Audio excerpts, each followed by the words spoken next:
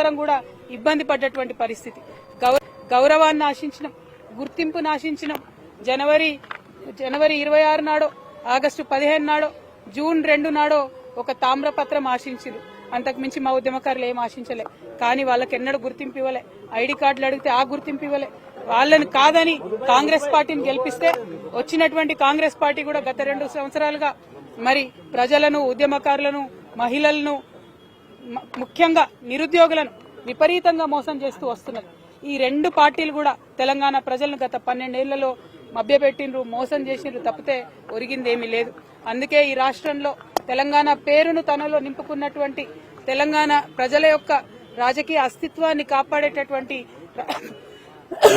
Political party రావాల్సినటువంటి అవసరం ఉన్నది.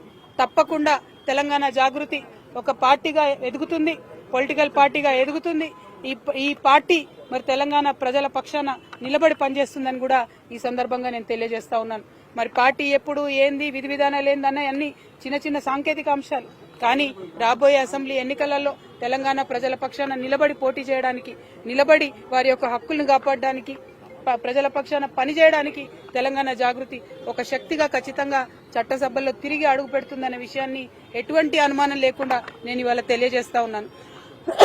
నేను ఆహ్వానం పలుకుతా ఉన్నాను మా లెఫ్ట్ పార్టీ సోదరులకు, మావోయిస్ట్ సింపథైజర్లకు, మావోయిస్టులకు, ఎవరైతే మనుగడ సాగించలేకపోతా ఉన్నారో, ఎవరైతే కొత్త రాజకీయ శక్తులు రావాలి ఈ రాష్ట్రంలో ఆలోచిస్తున్నారో, ఎవరైతే ప్రజాస్వామ్యబద్ధంగా పనిచేసే పార్టీలు రావాలనుకుంటున్నారో రండి. ఒక ఆడబిడ్డగా నేను ముందడుగేస్తున్నా, నాకు మద్దతు ఇవ్వండి. నేను మా విద్యార్థి లోకాన్ని పిలుస్తా ఉన్నా.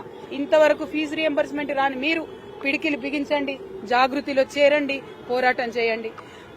మా నిరుద్యోగ యువకులకు నేను పిలిపిస్తా ఉన్నా, మీకు ఒక కొత్త రాజకీయ వేదిక వస్తుంది. మీ పక్షాన నిలబడి కొట్లాడడానికి, ఉపాధి అవకాశాలు కల్పించడానికి, మీకోసం పనిచేయడానికి ఒక కొత్త రాజకీయ వేదిక ఈ రాష్ట్రంలో రాబోతా ఉంది. అందరికన్నా ఎక్కువ మా ఆడబిడ్డల్ని కోరుతా ఉన్నా.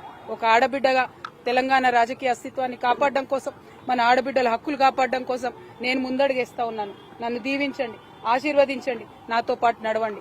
ఒక అవమాన భారంతో తల్లిగారింటి నుంచి, ఒక అవమాన భారంతో ఇంటి పార్టీ నుంచి నేను ఇవాళ అన్ని బంధనాలు తెంచుకొని బయటకు వస్తా ఉన్నా. అది కేవలం నా ఆత్మగౌరవం కోసం జరుగుతున్న పోరాటం ఇది. నాలాగా తెలంగాణ ఆడబిడ్డలందరికీ కూడా రేషం ఎక్కువ. మనం ఎవరి మీద ఆధారపడం, ఎవరినేమి అడగం. కానీ అవమానిస్తే మాత్రం చూస్తూ ఊరుకోము.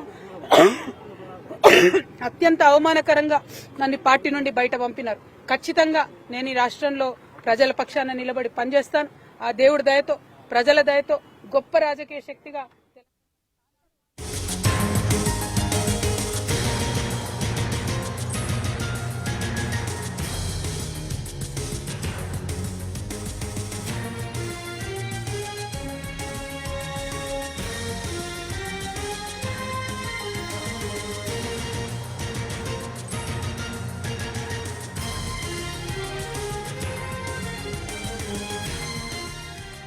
I request all our minority Telangana population to support me in my step that I am going to take now.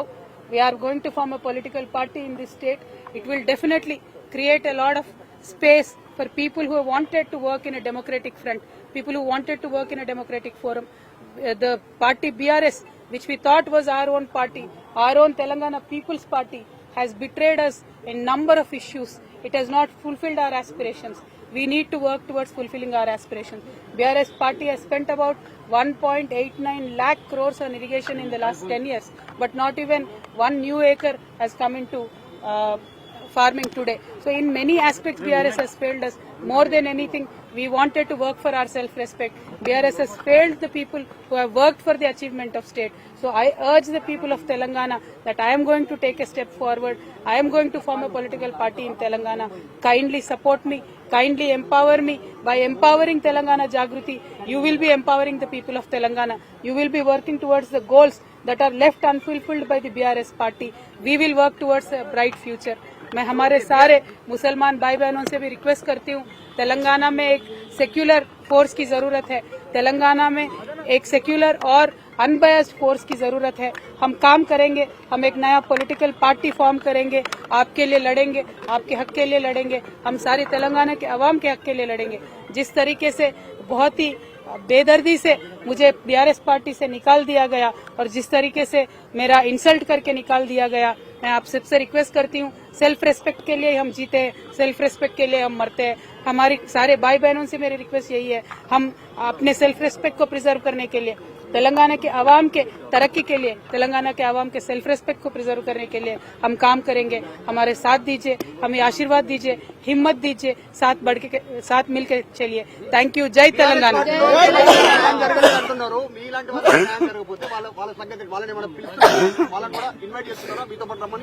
ఉద్యమకారులను నేను మొదటి రోజే రిక్వెస్ట్ చేశాను, మళ్ళీ కూడా రిక్వెస్ట్ చేస్తున్నాను.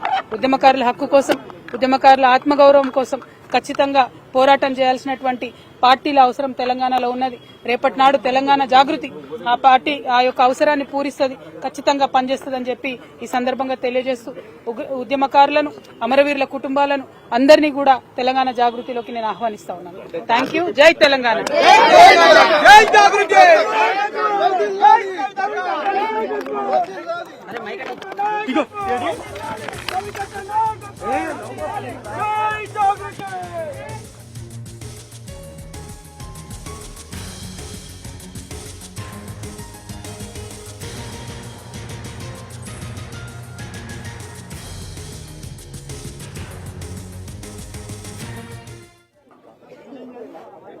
तरीके से बीआरएस पार्टी से हमें बहुत ही नादरदी से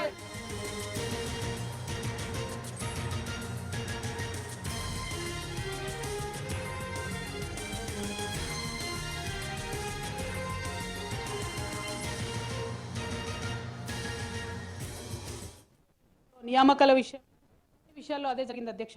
అదేవిధంగా కొందరు ప్రజాప్రతినిధులు చేస్తున్నటువంటి దురాగతాలని కూడా ఎప్పటికప్పుడు నేను అధిష్టానానికి చేరవేసిన అధ్యక్ష. దాని మీద ఎటువంటి చర్యలు లేవు అధ్యక్ష. దానికి ప్రత్యక్ష నిదర్శనం ఇసుక దందాల్లో చేసినటువంటి అక్రమాలతోని నేరేళ్ల లాంటి దురాగతాలు జరిగినాయి అధ్యక్ష. దళిత బిడ్డల మధ్యలో అనవసరంగా బలైపోయినారు అధ్యక్ష. కానీ దాని మీద కూడా ఎటువంటి చర్యలు